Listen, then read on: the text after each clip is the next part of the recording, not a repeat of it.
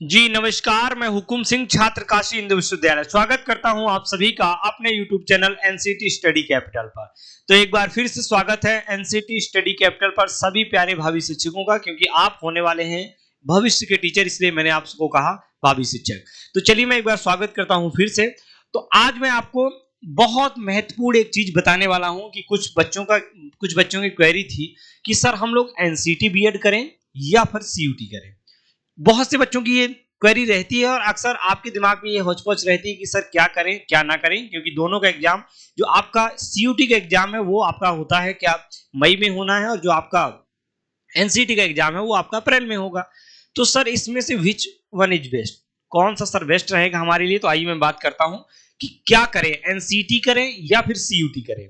अब देखिए, आपको ये चीज पता है भैया, आप सभी प्यारे बच्चों को ये चीज पता है कि जो हमारा सीयूईटी होता है, कॉमन यूनिवर्सिटी एंट्रेंस एग्जाम, और एनसीटी होता है जो एनसीईटी होता है, ये भी आपको पता है कि 12th के बाद, ये भी आपको पता है आफ्टर 12th के बाद होता है, और ये भी हमारा 12th के बाद होता है। क्या 12th के बाद होता है, क्लियर, ये भी 12th के बाद होता है। अब इसमें क्या होता है, सीयूटी में आपको तीन साल का एक कोर्स होता है। कितने साल का? 3 साल का। आप कोई भी डिग्री लेंगे, बीए की लें, बीएससी की लें, बीकॉम की लें, आप बीए एलएलबी की लेंगे तो वो 4 साल का हो जाता है। लेकिन आप यूजी वाले अगर कोई कोर्स लेते हैं तो आपका ये क्या हो जाएगा, ये 3 साल का होता है।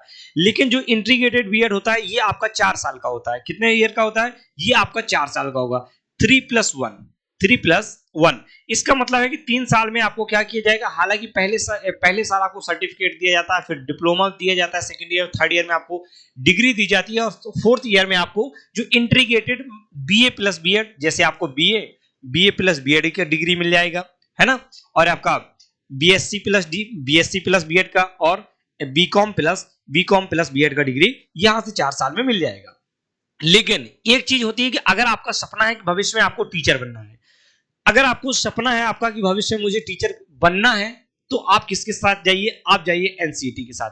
सर क्यों एनसीईटी के साथ जाएंगे? क्योंकि यहां से करने के बाद आपने 3 साल आपने क्या किया, आपने अपना ग्रेजुएशन किया। क्या किया भैया? आपने ग्रेजुएशन किया, क्लियर।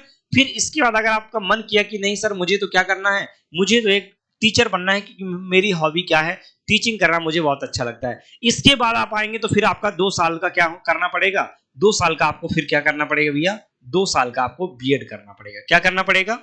बीएड करना पड़ेगा। हाँ, अगर आप चाहते हैं कि मुझे टीचिंग फील्ड में नहीं जाना है और मैं इसको बीए करने के बाद मुझे सिविल में जाना है, मान लीजिए आपने बीए किया, बीएससी किया, बीकॉम किया, ये कुछ भी किया, और आपका सपना है कि सर मैं टीचिंग के अलावा सारे कोई एग्जाम देना चाहूंगा, मैं सर सिविल में जाना चाहता हूं, मैं कुछ अपने जीवन में कुछ और अलग करना चाहता हूं, मैं इंजीनियरिंग करना चाहता हूं, जो भी आपका सपना है, तो फिर आप किसके साथ चले जाइए, फिर आप चले जाइए सीयूटी के साथ। तब आपके लिए बेस्ट क्या रहेगा भैया?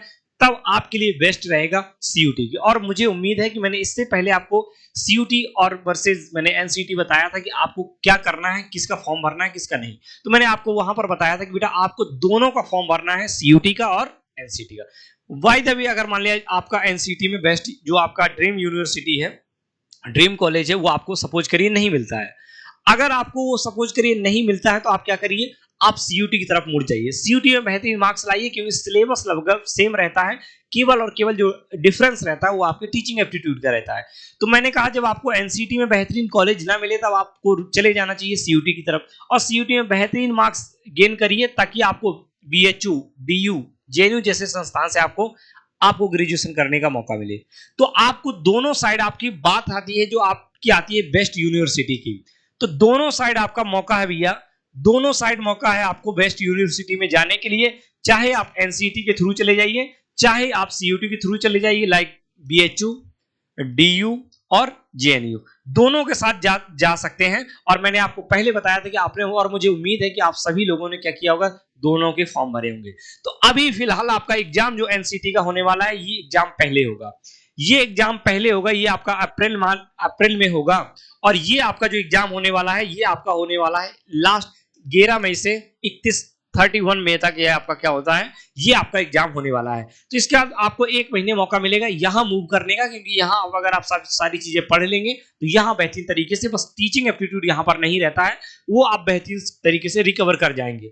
तो आपको दोनों साइड मौका है। तो अभी मैं कहूंगा कि आपको एनसीईटी के साथ जाना है, क्योंकि आपको बनना है भविष्य में शिक्षक। और अगर आप भविष्य में शिक्षक बनना चाहते हैं तो आप किसके साथ जाइए, आप इसके साथ चले जाइए, इसके साथ चले जाइए। ठीक है, अब मैं आपको दिखा देता हूं कि आपका एनसीटी का जो पेपर पैटर्न है वो क्या रहता है। आपको इसमें 2 लैंग्वेज सिलेक्ट करनी होती है और सीयूटी में आपको 1 लैंग्वेज सिलेक्ट करनी होती है। इसमें हिंदी और इंग्लिश में से आप कोई सिलेक्ट कर सकते हैं।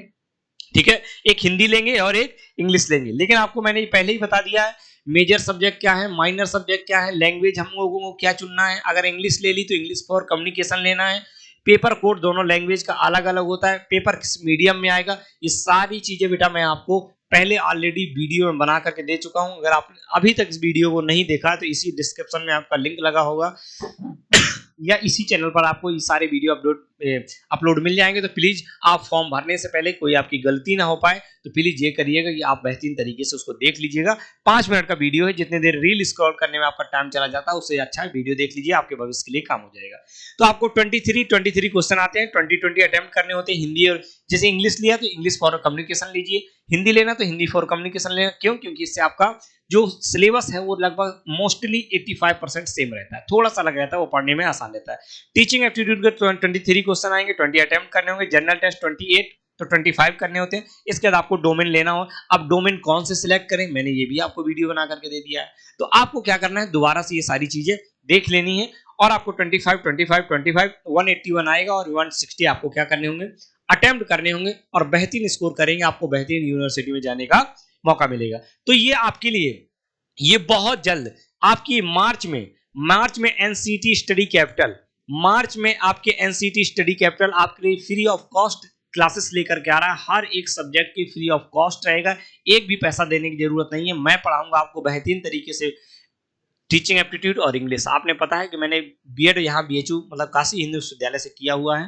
TET, C TET, Haryana TET, Rajasthan TET, Bihar TET सारे एग्जाम मैंने क्वालिफाई किए हुए हैं। आपको पता है कि बिना टीचिंग एप्टीट्यूड बेहतर, जब तक आपकी टीचिंग एप्टीट्यूड में पकड़ नहीं होगी ये एग्जाम आपके क्वालिफाई नहीं हो सकते। तो इसको मुझे बताने की जरूरत नहीं, मैं आपको प्रूव करके दिखाऊंगा। जब मैं आपको पढ़ाऊंगा तब आप जान लीजिएगा कि आपके किस तरह की बेहतरीन तरीके से ये आपकी चीजें चलेंगी। तो चलिए इस वीडियो में इतना ही, मिलता हूं आपसे फिर। आपको मजा आया होगा ये चीज जान करके कि मैंने देखिए स्पष्ट में गुमराह करने की चीज नहीं बताई है। मैंने आपको कहा किस तरफ आपको जाना है, कौन सा बेस्ट एरिया आपके लिए हो सकता है, दोनों चीजों में मैंने बात की है। तो चलिए फिलहाल इस वीडियो में इतना ही, मिलूंगा मैं फिर आपसे नेक्स्ट वीडियो के साथ। तब तक बने रहिए आप एनसीटी स्टडी कैपिटल के साथ और आप चैनल को सब्सक्राइब करना ना भूलें, क्योंकि इसी चैनल के थ्रू आपको बेहतरीन गाइडेंस और तैयारी कराई जाएगी। बहुत जल्द ही हम लेकर के आ रहे हैं आपके लिए फ्री यूट्यूब क्लासेस। चलिए, जय हिंद, जय भारत।